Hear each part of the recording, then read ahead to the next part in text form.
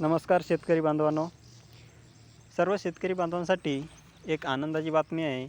ती म्हणजे तुम्ही जे PM किसान योजनेचा लाभ घेता त्या योजनेचा 20वा हप्ता लवकरच तुमच्या बँक खात्यामध्ये जमा होणार आहे.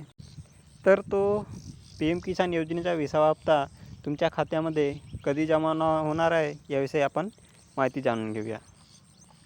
तर PM किसान योजना या योजनेचा 20वा हप्ता लवकरच तुमच्या बँक खात्यामध्ये जमा होईल. तर तो हप्ता आहे तो हा दिनांक 2 ऑगस्ट 2025 रोजी पात्र शेतकऱ्यांच्या खात्यामध्ये जमा होणार आहे.